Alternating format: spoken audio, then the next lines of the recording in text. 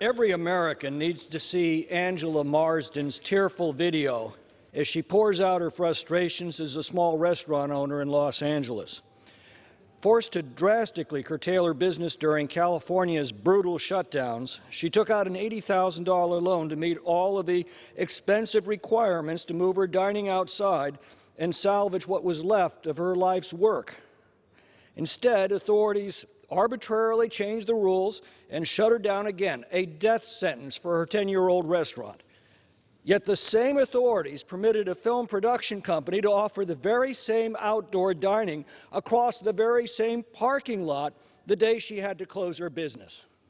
"I'm losing everything," she says through her tears. "Everything I own is being taken away from me."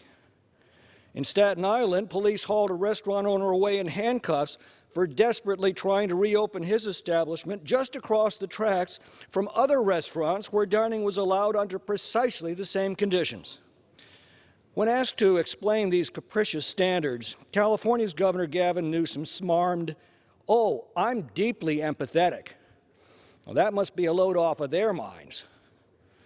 The Fifth Amendment in our Bill of Rights specifically protects Americans from being deprived of life, liberty, or property without due process of law. Where are those rights today? Congress is now discussing how to provide relief for the thousands of small business owners, their employees, and the families that depend on them who have been crushed by these reckless edicts. As usual, politicians measure their empathy by how much they're willing to spend of other people's money. But the fine point of the matter is this: government cannot support the economy for any significant period of time because government does not finance the economy. It is the economy that finances the government.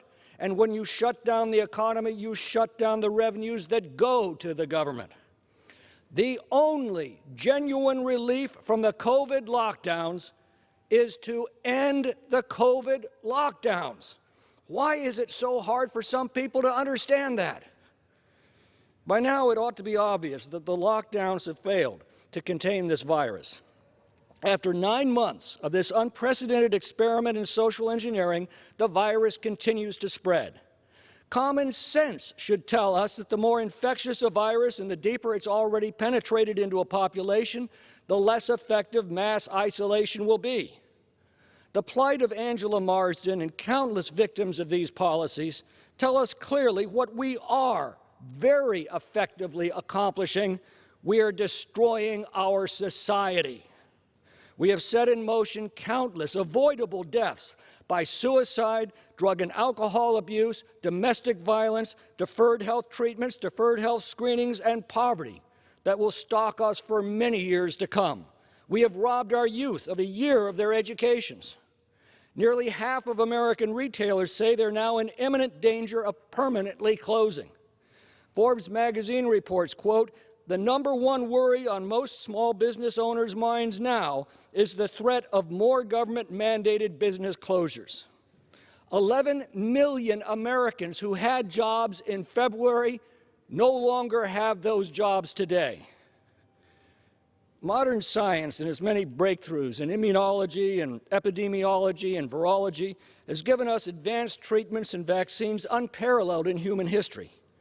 But science is grotesquely incompetent to reorder human societies or to change the laws of human nature. Nor does it give officials the omniscience to know what's best for every person in every circumstance. Nor does it give them the right to wantonly destroy people's lives and livelihoods. After all, medicine's most ancient command is first, do no harm. We've arbitrarily and indiscriminately destroyed the life's work and life's dreams of millions of Americans like Angela Marsden. We've made the most sacred right of Americans to life, liberty, and the pursuit of happiness into a hollow and bitter mockery. The American people don't need the governor's empathy, and they don't need politicians' handouts. They need a government that protects their right to make a living and to lead their own lives according to their own best judgment. They need their Bill of Rights back, and above all, they need their freedom back.